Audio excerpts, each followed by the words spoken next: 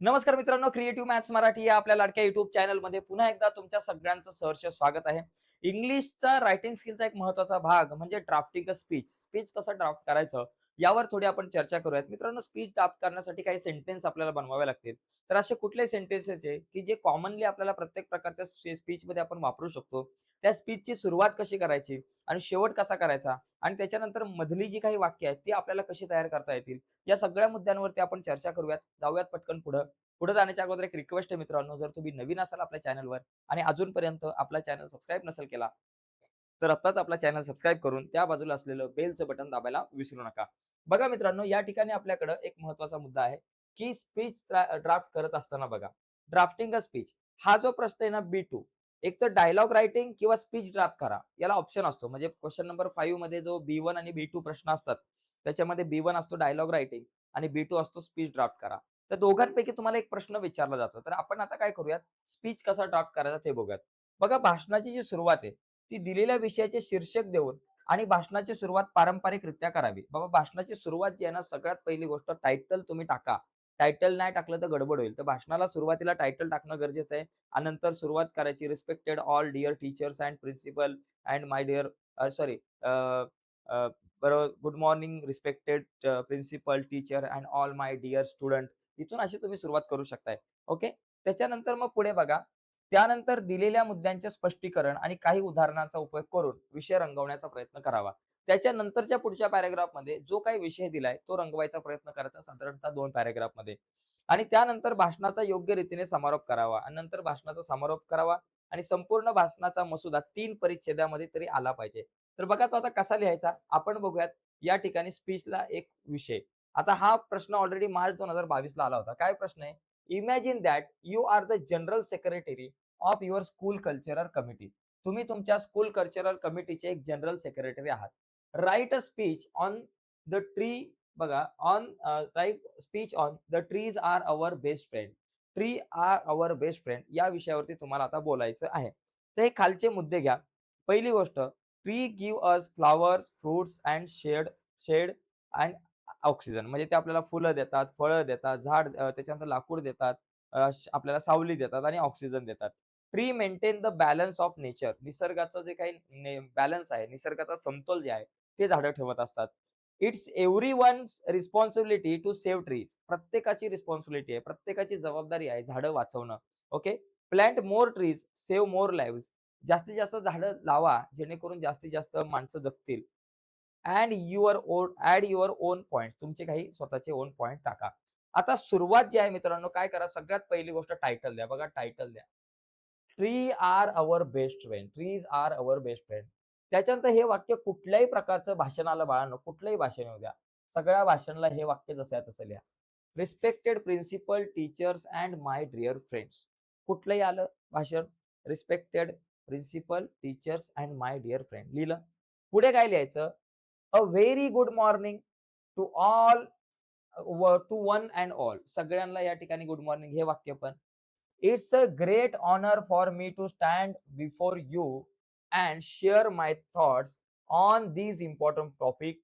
I hope you will listen carefully and understand the importance of what I am going to say today.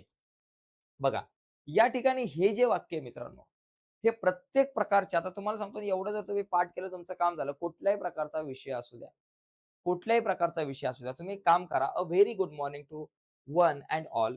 It's a it is a great honour for me to stand before you and share my thoughts on this important topic. On this important टॉपिकच्या ऐवजी आपल्याला काय करायचंय, तर this important टॉपिकच्या ऐवजी on the trees are our best friend असं लिहायचं.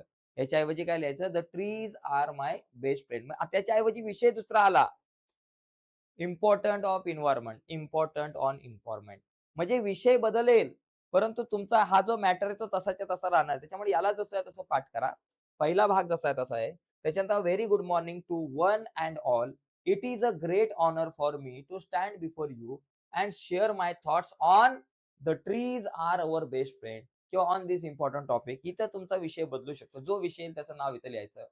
Hope, I hope you will listen carefully and understand the importance of what I am going to say. Okay. एवढं पॅराग्राफ जसाच्या तसा फक्त इथं एवढ्या भागामध्ये तुम्हाला तुमच्या विषयाचं नाव लिहायचं. जो विषय बदलला त्याचं नाव इथे लिहायचं. बाकी एवढा भाग मित्रांनो जसा आहे तसा आहे. म्हणजे तुमचं साधारणतः अर्ध पान याच्यामध्येच भरून जाईल. ओके. त्याच्यानंतर मग विषयाला सुरुवात. जे मुद्दे तुम्हाला त्या परिच्छेदामध्ये दिलेले आहेत, जे पॉइंट दिलेले आहेत त्यानुसार बाबा today I am going to speak on the topic trees are our best friend. किंवा बाबा इथे तुम्ही असंच लिहा ऑन दिस. इथं वाटलं असं तुम्ही हे जसं आहे तसं लिहिलं तरी चालेल. कुठलाही विषय आला एवढं सगळं जसं आहे तसं लिहिलं. इथे पण नका काय चेंज करू. चला इथे पण काय चेंज करू नका. इथे चेंज करा. Today I am going to speak on the topic trees are our best friend. म्हणजे हे वाक्य पण तुम्हाला वापरता येऊ शकतं. आणि ट्रीज आर अवर बेस्ट फ्रेंडच्या ऐवजी तुम्ही विषय दुसरा लिहू शकता. जो विषय येईल त्या विषयाचं नाव. म्हणजे बाळांनो, इथून इथपर्यंतचा भाग जो आहे तो तुमचा तुम्ही पाठच करून ठेवा. कुठल्याही प्रकारचं स्पीच येऊ द्या. हा भाग मी तुमच्यासाठी स्पेशल तयार केलेला आहे. एवढा भाग तुम्हाला पाठ करा. कुठलंही स्पीच आलं तरी. एवढा भाग पाठ करा आणि नंतर फक्त इथे तुम्हाला विषयाचं नाव भरायचं. रिकाम्या जागा फक्त भरायच्यात. इथं विषयाचं नाव लिहा. Trees are our best friend. आणि मग पुढे trees are very useful to us. Trees are very useful to us. झाडांचा आपल्याला खूप वापर होतो, खूप उपयोग होतो. They give us flower. तिथं लिहिलं they give us flower, fruits, wood and coal shade and cool shade. ते आपल्याला फुलं देतात, फळं देतात आणि लाकूड देतात आणि आपल्याला एकदम थंडगार अशी सावली देतात. Most importantly they give us oxygen which is necessary for our life. Without tree, life on the earth is not possible. झाडांशिवाय अर्थच नाहीये जीवनाला. आपण म्हणू शकतो कुठल्याही जीवाला अर्थ नसेल पृथ्वीवरती. पुढचा मुद्दा काय या ठिकाणी बघा. इथे बघा. पुढचा पॉइंट आहे tree help to maintain the balance of nature. They bring rain and keep the air clean. ते पाऊस पाडतात आणि आपली हवा स्वच्छ ठेवायला मदत करतात. They prevent soil erosion and reduce pollution. Pollution reduce करायचा प्रयत्न करतात. Tree also give shelter to birds and animal. निवारा आहेत ते वेगवेगळ्या प्रकारच्या प्राण्यांचा आणि पक्ष्यांचा निवारा आहेत. त्याच्यानंतर in this way they support the whole environment. आणि संपूर्ण एन्व्हायरमेंटला सहाय्य करायचं काम, संपूर्ण पर्यावरणाला सहाय्य करायचं काम झाडे करतात. पुढे it is the responsibility of every person to save trees. प्रत्येक व्यक्तीची रिस्पॉन्सिबिलिटी आहे की झाडं वाचवणं. We should not cut trees unnecessarily. आपण झाडे तोडू नयेत. त्याचबरोबर instead we should plant more and more trees. आपण जास्तीत जास्त झाडं लावली पाहिजेत. If we plant more trees we can save more lives. जर आपण जास्तीत जास्त झाडं लावली तर आपण जास्तीत जास्त लाईफ सेव्ह करू. A green environment make our world beautiful and healthy. Okay. Green environment जे आहे ते आपलं जग जे आहे ते हेल्दी ठेवल आणि चांगलं बनेल. ठीक आहे. एन्व्हायरमेंट म्हणजे पर्यावरण. आणि त्याच्यानंतर we can celebrate birthday and special day by planting trees. त्याचबरोबर school and college should organise tree plantation programme. If each of us okay if each of us plant at least one tree and take care of it, our country will become a greener and safe. Okay. आपण जर प्रत्येकाच्या जन्मदिवसाची दिवशी जर आपण ठरवलं की बाबा एक एक झाड लावायचं तर खरंच आपला देश जो आहे तो हिरवा होऊ शकतो त्या काळामध्ये. असं तुम्ही लिहू शकता जे पॉइंट दिलेत. आणि शेवटचा जो या ठिकाणी शेवट आहे. In conclusion I would like to say that tree are our true friends.